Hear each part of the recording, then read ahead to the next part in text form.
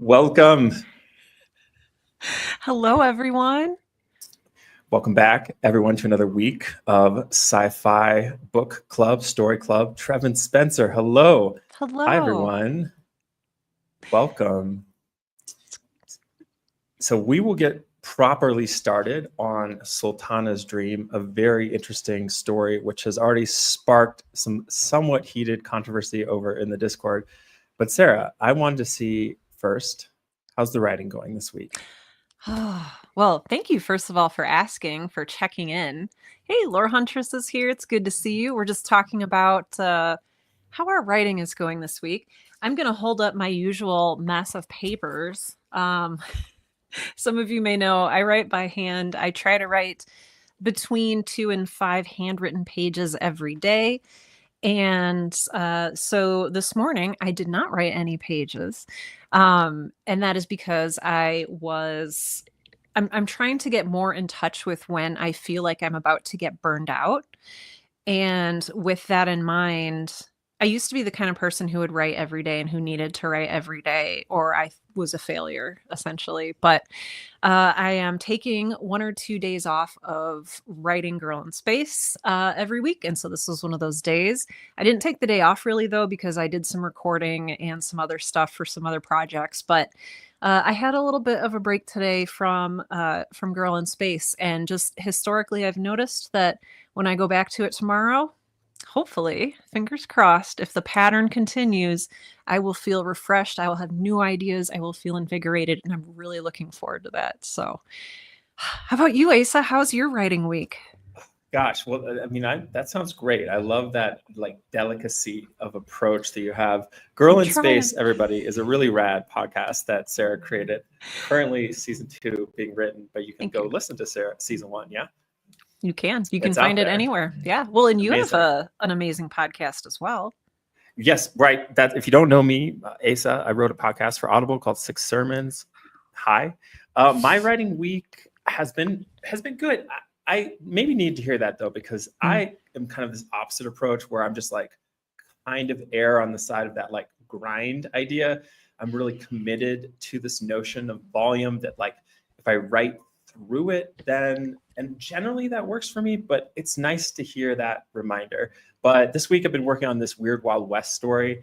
If you're just here, Sarah and I do workshops on Fridays and we kind of dip into some of these cool subgenres. And a few weeks ago we did Weird Wild West.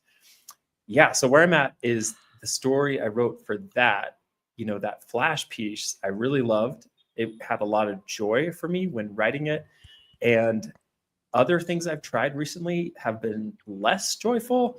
Oh. And, I think it's just like, okay, what's fun and what's easy right now? Like, let's keep going down that lane.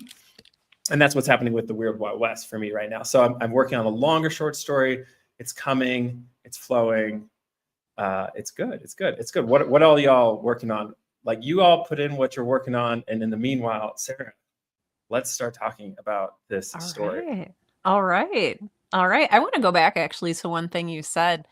And I know I also don't want to take away from the story, but this is new for me. So like I'm coming from where you are now. I put in probably 9 or 10 years of that grinding mindset. And it's only just this year in 2025 that I'm giving myself that time off. So it worked for me for years, I think is what I'm saying. So you're not doing anything wrong. It's just, things have changed for me and I had to change along with it. But I hear that.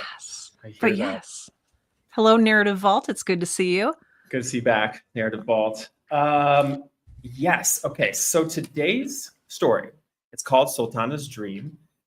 It is by a Bengali writer. This story was written more than 100 years ago, I believe. Yes. 1905 is the year of this story. And the name of the story is Sultana's Dream. Just quick hit for like, what's the kind of log line of this tale? How would you describe it? Like just the summary for folks. Absolutely. And I'll make it quick. The summary for this, I keep wanting to say this episode is basically Sultana is it sounds like fairly educated woman living in what is now Bangladesh in 1905. And basically she falls asleep in her study and she has a dream where everything is wonderful.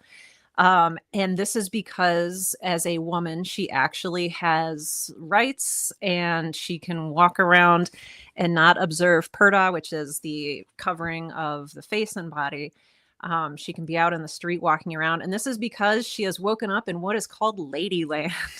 And it actually reminded me a lot, if you've seen the Barbie movie that came out recently. I thought of Barbie while Oh my reading gosh, this. it's all I could think of. And so basically she wakes up in this feminist utopia. There are flying cars, there are weather machines. Basically they have solved all the problems. There's not even any mosquitoes, but there's lush gardens everywhere. Everyone's educated, and it's basically amazing. And one thing that the main character notices, Sultana, is, okay, but where's the men? Like, are they still around? And it turns out they have essentially switched places. So the men are in the, I had to write, this was like a lot of new words for me. And so I'm really excited I got to learn them. The Zanana is where that was the part of the house for the seclusion of women. And now it is called the Mardana, which is the secluded place for men. There's no war, there's no famine, there's just the men locked up. What are your thoughts, Asa? Well, yeah. I mean, this was rad. I want to get into all the ideas. Yeah, me too. This is a utopian tale. If you've read the introduction, by the way, if you're here for the first time, this is a story club. We read one story a week from this collection. It's been so fun. Wednesdays. And in the intro, it talks about what this is as kind of an idea piece. And I think we should get to that. I think so too. First, I would love to talk about what it is to write a dream, why this dream story feels good and effective, and what makes a good dream story and what makes a bad dream story. And I think that what made this really effective for me as a dream story is, first of all, it didn't mess around and told us from the jump that it was a dream story. I think sometimes you see there's this like, oh, this and this happens, and then they woke up and it's like, okay, cool, whatever, right? This is titled a dream and there's no shortage of signals that this is a dream. So the first sentence or sentences, just to have them out in the air for all of us to listen to.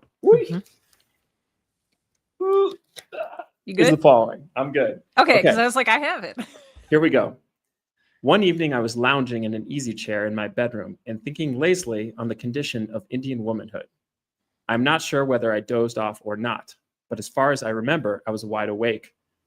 I saw the moonlight sky sparkling with thousands of diamond-like stars very distinctly. So immediately, there's no question that this is a dream. It's called Sultana's dream. She's telling us I was wide awake, right?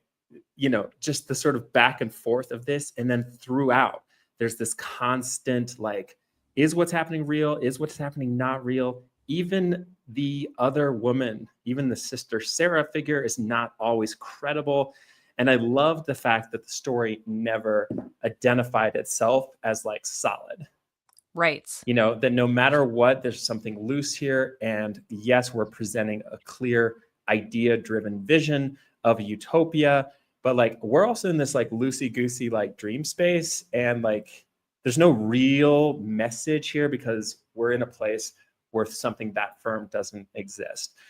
That was kind of maybe my main literary takeaway from this, of just this, and I think what I can potentially try to bring to my own writing with that is to avoid the instinct of like closing a story, narrowing it into like a thesis or something, because as soon as you do that, it loses the magic that I think this piece really maintains. Like, so for me personally, that was like, okay, this is an aspiration. How loose can you leave a text while still feel compelled to keep reading? That was my kind of big experience of this, the big picture one. That's so good, Asa. That's so good. Do you want me to talk a little bit about the word that you're better at pronouncing than I am? Oh my God. Well, that puts a lot of pressure on my terrible, non-French. Well, but yes, this is a conte philosophique, which this is really juicy material from the intro. This is like a type of story that, Sarah, you seem break this down. What is a conte Yeah. philosophique?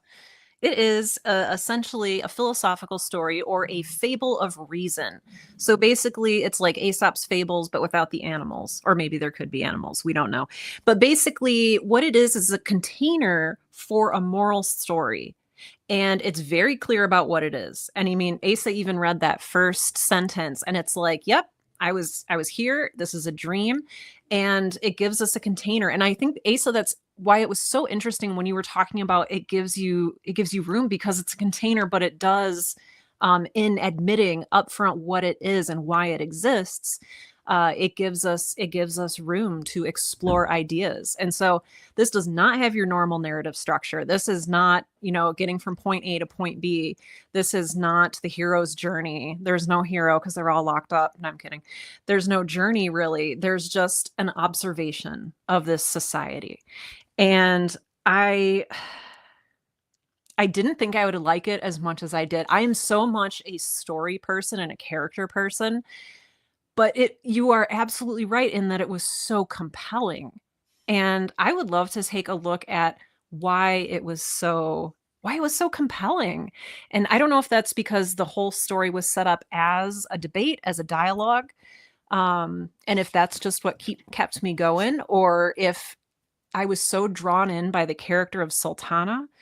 Yeah, there's a lot going on here. Yes, definitely. And just to hit that home, the idea, just to remind everyone like what that's all about there. The first sentence, thinking lazily of the condition of Indian womanhood, right? This is not like usually a novel or something would kind of show this is what we're talking about, Indian womanhood. But yes, there is like a thesis before we fall into the dream. How does it work? Well, okay. So I think that I am so curious what it would have been like to read this as a man or a woman in 1905. Do we know, was this translated or was this written? This was probably written in English. I feel like it was translated, but Oh, really? Okay. let me look. I mean, because it should give credit to the translator, Yes, if it is. so, right? It is. It is. It is definitely. Okay. Published works, some of them translated. Yeah. So I think that for me, right away, if you're reading this and you're a woman in a society like the one that Sultana is in, there's straight away you can kind of like read yourself into this, and it holds up the mirror in a way that's really powerful. And what I noticed is like right away we see that this character Sultana is immediately preoccupied with men. That's what she's thinking about. Yep. Like she's not thinking anything really. She's like, her first thought in this new world is like, where are the guys? And then she's like, yeah, where are the guys? Because she is outside without her garments on, and she's concerned that like if the men see me, I'm in big trouble.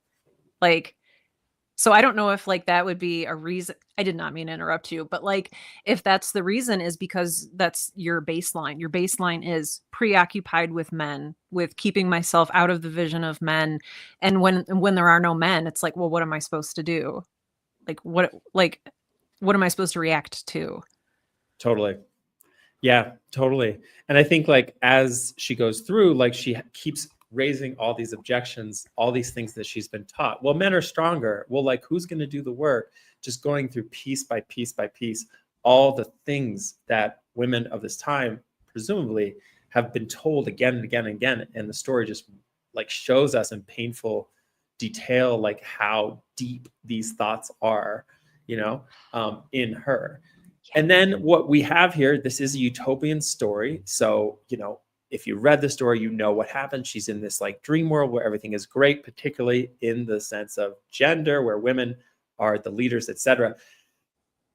For you, like, and this Takashi, I'm so glad you put this in. Takashi says, I also loved how hopeful the story feels, specifically on how women are portrayed. How hopeful is it for you? Because there were some spicy takes in the Discord about how this vision comes with a cost, that there's a price, that there's a dark side. This is something that I didn't read into this. I mean, for you and the vision of this utopia unfolded, like what was your emotional experience? Yeah. So I'm going to let you know what my experience was. And then if you want to speak and clarify what was happening in the Discord, I haven't caught up on the Discord, and people who are watching this after it's live might not have read the Discord. So I'm curious what those takes might be. But for me, everything was aimed at I don't know if I want to say the greater good, but everything was aimed for the public betterment of everything. And they even talk at one point about like, what is the role of the government? Oh, it is to create good in our society. It is to make sure that everyone is taken care of. It's a nurturing presence. And I think that, oh no, it was written in English. Narrative Vault says Oh, she wanted great. to show her husband that she could read and write English. That's fascinating. Thank you. Amazing. Okay. Thank you Yeah, for that's so clarifying that. good. Yeah, but I think part of it too for me was so hopeful because so many of the things in here are things that I wanted to see. And I recognize that as my own bias. I'm not saying I want to lock men up. I love men. Like everybody, every gender is extremely valid. But I mean more along the lines of there being gardens everywhere and there being no war and nobody was fighting, no mosquitoes. Like that was great. And everything is sort of encased in this sense of wonder. Like Sultana is just her mind is blown like every minute by flying cars, by this cooling system, by the rain system that they've built. And I think part of it is so hopeful because it's lifts up people and situations from places where they've been downtrodden to places where they can really shine and really provide goodness for everyone. And so that's part of, yeah, I think that's part of where that came from for me. It's also just the voice of the story is so positive. There's not even a hint of, and oh, and as I walked there was a dead bug in my path. Like there's literally nothing negative, at least that I could see. Well, I so found one I thing. yes, please, I'm curious to hear your take here. Yes, by and large, I agree. That said, I thought the story made efforts at points to demonstrate that, yes, while all the bad things of men are gone, this is still a human society. So, for Ooh. example, there's a section You're about right. the two universities. So in this story, there are two universities. They get jealous of each other. So one of them comes up with some crazy water invention. The other comes up with a crazy solar invention. And so this like intra fighting between these two universities, presumably all women, was like, okay, so it's not like perfect. There are problems. But one thing Well, I would love I mean, maybe this comes after what you're about to say, but this larger idea of like utopia and sci-fi presenting a better future. We see this today in someone like Tananarive Due and Stephen Barnes, the Afrofuturist. Like one thing they say in the introduction is that the utopian stories that have endured, utopian stories that have lasted this time weren't totally like perfect. And so I think by and large, you're right that, excuse me, this utopia is kind of perfect. So I'm wondering why this endures, why this made it into the collection. Like I would posit that maybe it's because the dream is constantly undermining itself. Maybe like, even though the vision is uber positive, it's like, there's no, and she wakes up, right? This is not the future. I guess that's the other big thing. Yeah. This is not the future. And I also noticed, what do you do with like the guilty of crimes? Like there's still crimes being committed. We banish them. If there's a thief, we banish them. And I even think that, to your point, it's interesting to think that even this competition this fighting between these two universities, what did it produce? It didn't produce war or death. It produced two different types of weather machines that and so even their competition with each other created something that helped society as a whole. Is that realistic? Is it ideal? I mean, yes. Coyote Raven. Yes. Yeah. So the Coyote Raven says the male university was focused on making weapons. Okay. Right. So there was the male university and then the two female universities. Right. Yes. And yeah. Takashi, and it's almost so stark that you realize that it's maybe a little tongue in cheek. Love that. Yes. But I didn't mean to interrupt you. No, and that's going to be super. I want to talk about that tomorrow because tomorrow is the satirical. Okay, folks. I'm excited. Friends, there's another story club Tomorrow we do horror. Wednesday we do sci-fi. Yes, Dark Descent. Thank you. Wednesday we do sci-fi. Thursday we do a horror story club, and tomorrow is this satirical horror story, which I only learned once reading the introduction. So I'm like, oh my god, I missed it all.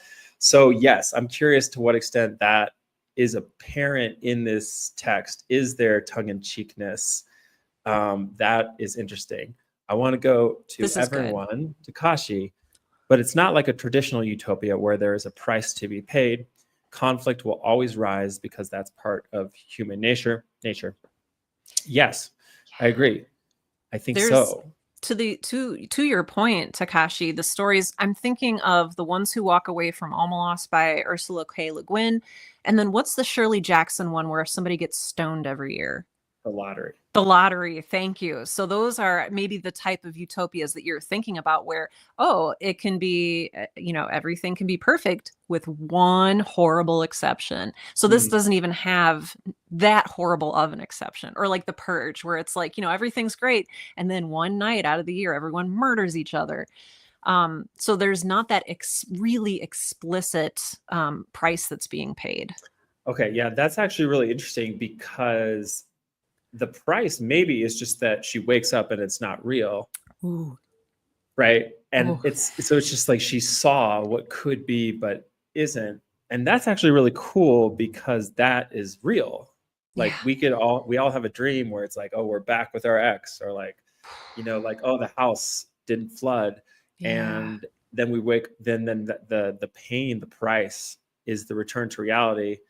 And so this goes into this to what percent is a sci-fi story fantastical, speculative, to what percent is it rooted in our lived experience? And yes, maybe that's why we're still reading this, is because she comes back and it's not true. And of course, 115 years later, as we know, the patriarchy is still deeply ingrained.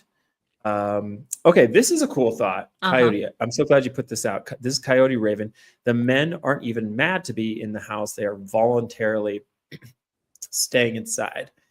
Sarah, do you remember why? I do. It's because they had a really big war and they sent all the men to fight in the war. And they specifically say nobody older than 8 was left in the village. And so all the men older than 8 years old have gone out to this war and they lost the war. And as their punishment, they need to be imprisoned. And the alternative to that is, oh, well, we can kill you or, arrest you. And they're like, oh, no, we'll stay in prison. We'll stay here. Our honor is intact.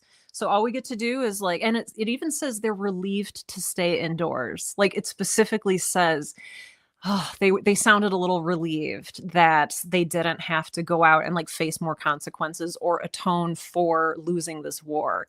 And so it's this very interesting, because who made those rules in the first place? We're assuming the men, or I assume the men. Maybe I shouldn't assume when I'm reading literature like this, but no, the point is, because Sultana asks, she's like, don't the men want to get out? Because, she's implying as women, she wants to get out.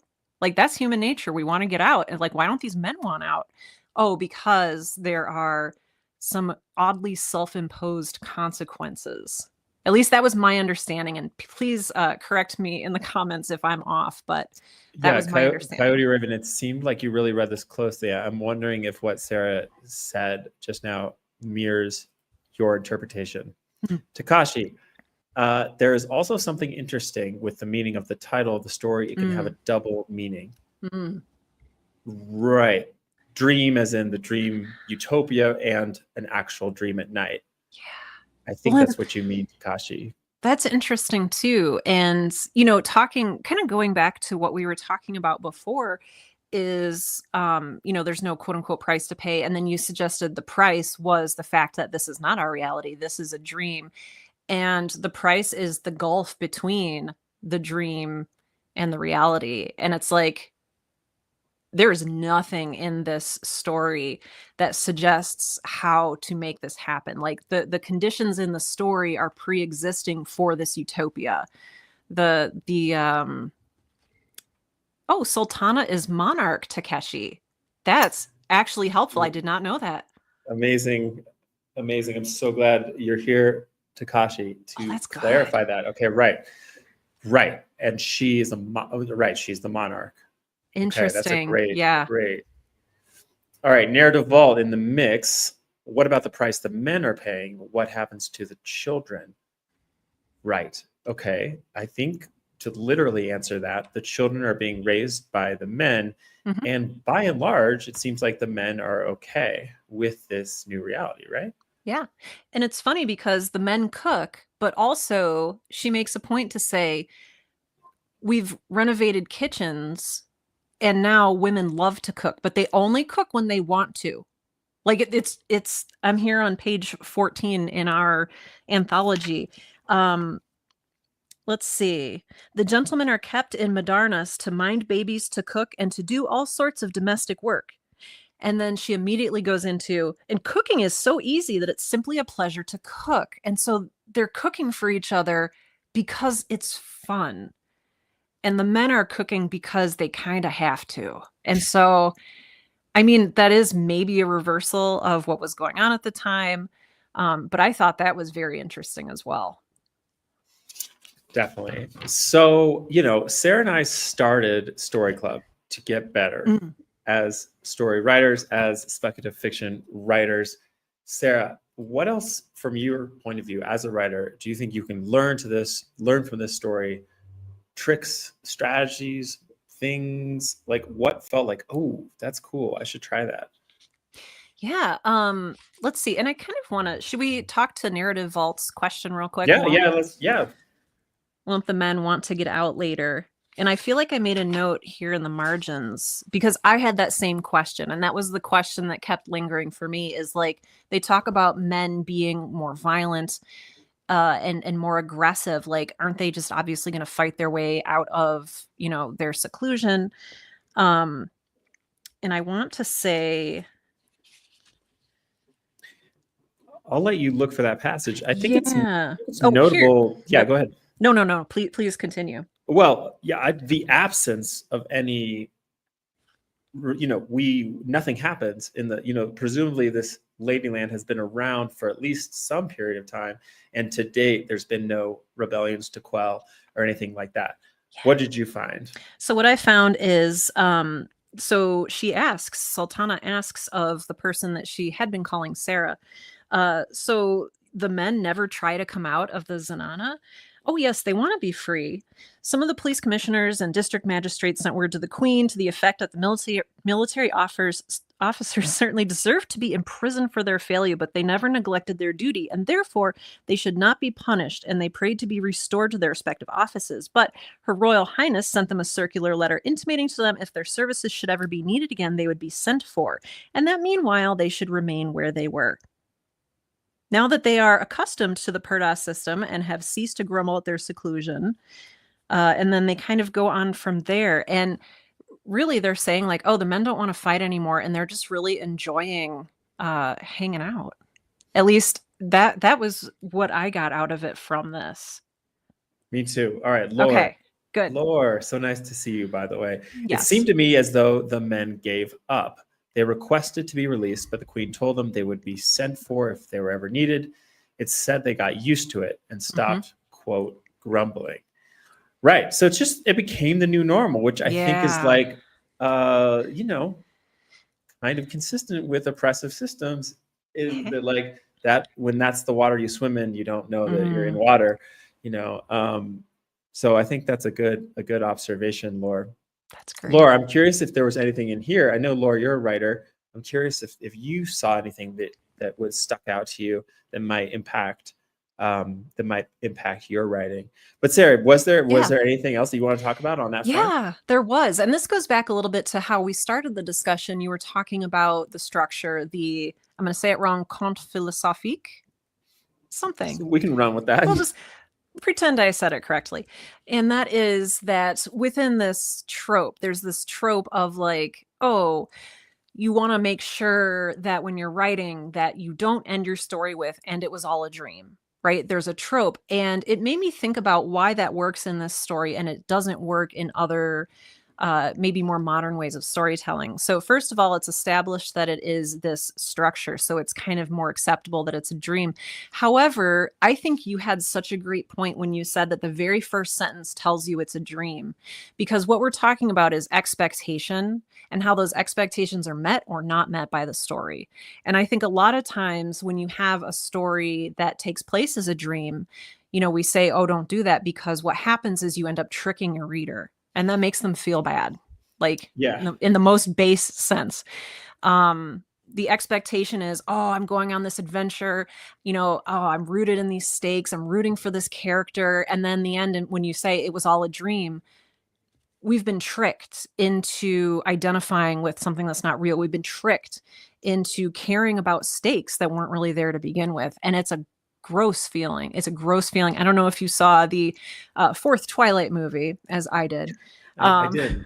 The end, it was all a dream, and I felt so cheated. I was so angry. I was like, oh, she was just imagining this all. I mean, like, spoilers, but it felt cheap. It felt gross.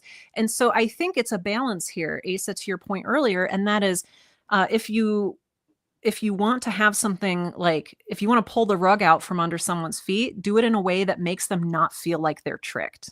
So like if you want to have a cool ending, like, oh, it's all a dream, then you need to set it up in a way that will make the reader feel, I don't want to say like patronized, or, you just want the reader, you want their experience to match the expectation that you've set. You want the experience to come out as you want it to. And that's something I worked on for years in marketing, is how do we want people to feel, and what do we create that makes them feel that way? Right? Yeah.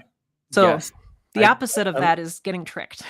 I love that. Yeah. It tells you, at sentence one, by the end of this, you're going to have additional thoughts about Indian womanhood.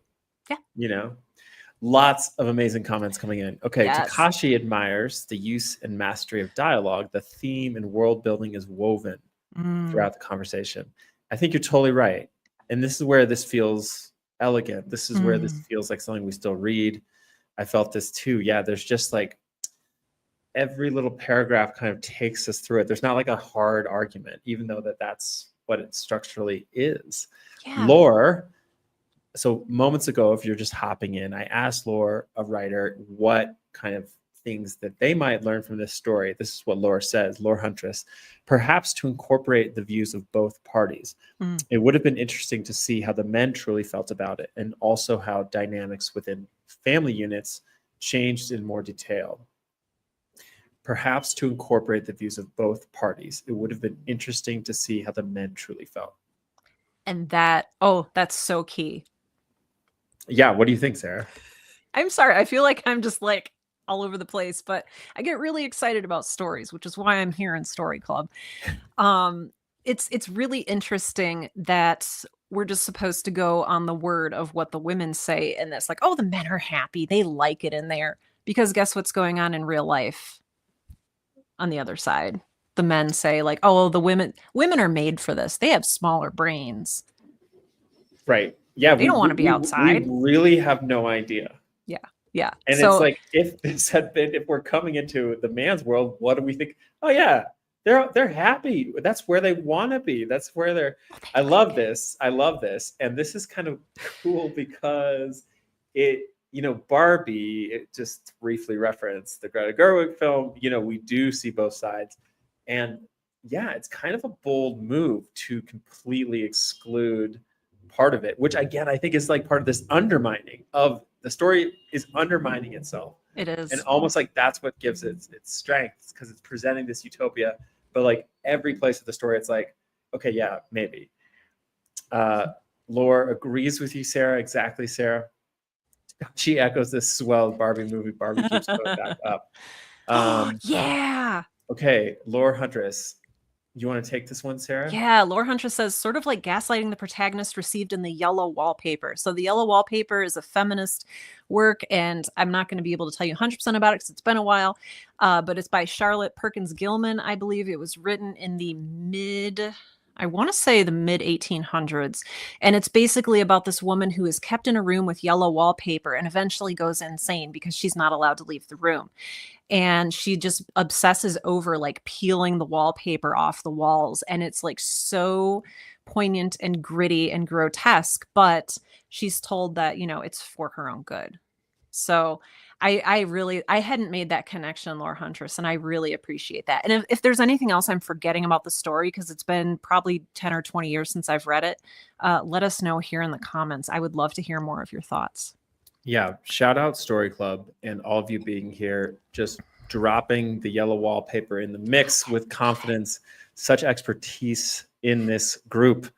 I love this. Okay. Yeah. So what else? Is there other things that kind of, are there other devices or anything else that you're like, oh, that's good?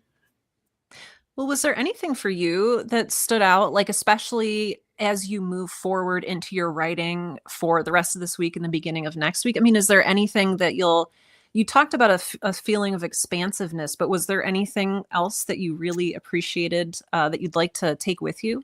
Yeah, I think just the courage of Mm, keeping a text open. mm, We just have this idea that like it needs to say something. And I guess so for me, I'm curious about like trying to maintain that while writing, just like mm. not being, not like figuring out what your story is saying. And this is something that folks have been talking about in the Discord as well, sort of classic plotting versus pantsing. And, to the point that if you like, or sort of to the extent that your story has a point or a theme or a message, I think that the longer you can defer Mm, arriving at that in your process, maybe like the richer and more specific it can be. I don't know if that's how Hossain wrote this or if that's how they wrote. Maybe they came, being this conte philosophique, maybe they came through with the idea and said, this is what I want to say. How do I put it into a fable form? But my experience reading this was that. mm. And yeah, I mean, just for me, like if I start with an idea, it like can kill it. So just like living in that open space. But again, at the same, like almost the other side of that coin is having potentially the guts to name the theme up front and just be like, you're about to read a short story, but we are going to like talk about the erosion of civil society or something, Right. and just tell folks what it is and then take them on a journey. Right. We have all these set rules for writing. We say show, don't tell. We say, you know, you should do this, you shouldn't do this. And I feel like, it's really healthy to read a lot of stories like these so you know when it works to break those rules. Like this works. And it's interesting to really explore why. Okay, comments coming in. Yes. Takashi, maybe that's the price to be paid.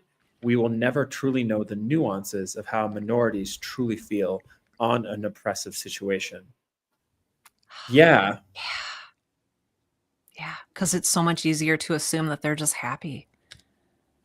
yeah, and we only see that, right. That's the irony here, that we only hear the perspective of the hegemonic Mhm. culture, as Laura pointed out. Narrative Vault agrees with you, Takashi. Takashi says writing short stories is like a great word lab. Anything can happen in short stories. Possibly world lab, word lab, world lab. Those are both true. Yes, I think that's true. And Coyote, curious. Ooh. Okay, Coyote, did anyone else feel that the star and Sultana's dream were both overtly political? The star felt very much about the fragility of Earth, while this was very much women's rights. Context here in the Sci-Fi Story Club, we just, in case you're hopping in, this is a book club, a story club. We read one story a week. Coyote Raven is referencing last week where we read The Star by H.G. Wells, which was about a star coming very close to Earth, basically destroying everything. A few people survive, move to Mars. I'm really curious, Coyote Raven, what your sort of interpretation, if that is overtly political, the fragility of Earth. Are you talking kind of?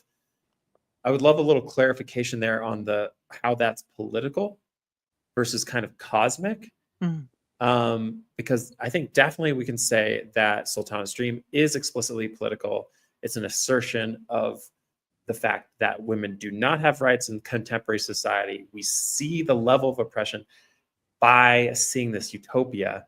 I get that. Additional commentary about that from Narrative Vault. This was written when the British Empire ruled India. I think it's about women's rights and the patriarchy. Sin duda, I think definitely, without a doubt, that is true. Yeah. What do you think, Sarah? Just curious about this larger question of allegory, like saying politics, and specifically for the star. I'm curious what you think. Oh, absolutely. Well, for the star, I can totally see that it would be read in a right now there's a little bit of a debate in current politics about, is climate change real? And is it something that we need to take seriously? And I wonder if that's maybe kind of what sparked your thoughts on that, Coyote Raven, about, oh, this story explicitly shows what happens when I don't know if they necessarily, if the people on Earth did anything to like necessarily invite the star that was coming toward them, or any of the planetary goings about. I think that they were maybe a little bit more of an innocent victim in H.G. Wells's story. But H.G. Wells's point of, hey, these horrible things could happen to the Earth, it kind of invites you to think that, like, oh, if we made some changes now, maybe we wouldn't see those horrible results. Maybe we wouldn't bring them upon ourselves. So maybe that's what, I don't want to put words in your mouth, but maybe that's what you were seeing about it being and feeling political. And I think that I might get some pushback for this, but I really do think that a lot of science fiction comes out of political unrest. A lot of science fiction comes out from social injustice. And because as we think about the possibilities of our future, and we think about, like, oh, wouldn't it be cool if there were spaceships, in that gosh golly gee whiz 1950s kind of way, we're also thinking about, well, what does the future look like for people who aren't astronauts? Like, and in this case, what does the future look like for people who aren't powerful men? And I think that going back in the introduction of this anthology, they even talk about how most of the stories in here arose out of some kind of political strife. And they talk about Arkady Boris Strugatsky's Roadside Picnic. And there's a shorter piece in here, I believe, as well, that they wrote during the 1960s in Russia. And they wrote out of fear and anger, but it got past the censors. And so they were pushing for political change. And so I think that as we imagine the future, we also have to imagine, how do we grow? Can we grow from where we are? I'm not going on a huge rant here, I promise. Coyote, thanks so much for clarifying. Coyote Raven says, I guess I don't mean political. I think I mean more overtly philosophical. Yeah, they feel like thought experiments. Yeah, and I think that lines up, with both of their backgrounds as writers. Both these folks wrote nonfiction and essays, and I think you could sort of identify them as idea-forward writers. So I think that's a great observation. Yeah. Well, I mean, and the future is the future. The future isn't the present. I mean, I know this is like 101 super basic observation, but I think that comes with the future. There's a responsibility there in thinking what happens to people. Definitely. So, yeah. Well, we've got a lot of people in the stream right now. So I want to take this opportunity to tease next week's story. So next week here in Sci-Fi Story Club Wednesdays is called The Triumph of Mechanics by Karl Hans Strobel. I'll just read the few first sentences here to get hype. The town's toy industry had grown considerably in the last few years. All civilized countries placed orders upon orders, eager to own mechanical toys, multicolored, marvelously precise. The Punchinello puppets, banging drums, the indefatigable fencers, the madly fast automobiles, the proud war vessels propelled by veritable steam engines. So that is the first sentence of next week's story, The Triumph of Mechanics. This story also in translation. Karl Hans Strobel, don't know where he's from. Perhaps Austria. Yeah, so just everyone, so you know what we're doing here. We are pursuing this project of writing speculative fiction, Sarah and I. We've got a Discord called Spec Circle where we're reading, writing, publishing speculative fiction together, learning this art, pursuing it in the trenches, as it were, putting in the time, reading and writing. On Thursdays, we do a horror story club. Sarah, do you want to tease that one out? What's our story tomorrow? What are we reading tomorrow? What did we read this week? This week we read Evening Primrose by John Collier, I think. John Collier, yes. It was written in 1940. And can I just say, I already have 100 things I want to talk about. Basically, it's about a bunch of social outcasts who go and live in Walmart. And I'm simplifying it, of course, just to be a little tongue-in-cheek. But it is so fascinating. And the legacy of this story is equally fascinating. I was messaging Asa, and I saw that a Sondheim musical was based on Evening Primrose. Yes, that Sondheim, Stephen Sondheim. And it stars Norman Bates, so Anthony Perkins from Psycho, and apparently has a beautiful singing voice. But it's such a strange thing to make a musical out of a story where people go and live in a department store and turn each other into creepy mannequins. So very excited to explore this next week. Yes, that is very exciting. So tomorrow we got that, and Friday afternoon we write together. We got a Discord. All this stuff is in the Discord. Come jam with us. It's in the vid description. Lore has a great point. Mm-hmm. I believe the first warnings about climate change were 1896. Oh, wow. And The Star came out in 1897. Could be loose association between ? Sorry, I know that's not this week's book. LOL. No, but all of these stories are in conversation with each other. I think that's why we're reading them in this order together from an anthology, because we now have the context of last week's story and this week's story too. And I appreciate that, Lore Huntress. I would not have known that. Yeah, really appreciate that. And I think Coyote Raven, I think that's this detail. Maybe I bet if anybody was reading those headlines, I think H.G. Wells may have been one who was, He was creating headlines. Yeah. Well, that's all I have, Sarah. Do you have anything else? I think that's all I have. I think after this, I'm going to pop over into the Discord and just look at that conversation about the darker side of Sultana's dream. I'm actually very interested now to read more of people's thoughts and ideas. Again, like Asa said, you can join our Discord. It is in the link, the description for this video, if you want to scroll down just a little bit and come join us. It's free. It's fun. It's wonderful. Yeah, otherwise, I can't think of anything off the top of my head specifically about this story. Yeah, and if you want to jump in tomorrow to Horror Story Club, and it's horror, and if you're like, I'm not a horror person, this is like a really, really broad definition of horror in this anthology. There's a way to read that story without getting the book. Sarah found it. This is available online. So if you want to hop in tomorrow, you have time. Yeah. All right, everybody, we will see you. We'll see you tomorrow, or if you're just a sci-fier, we'll see you next week. Yeah. Either way, we'll see you. Thank you for being here with us. Thanks all.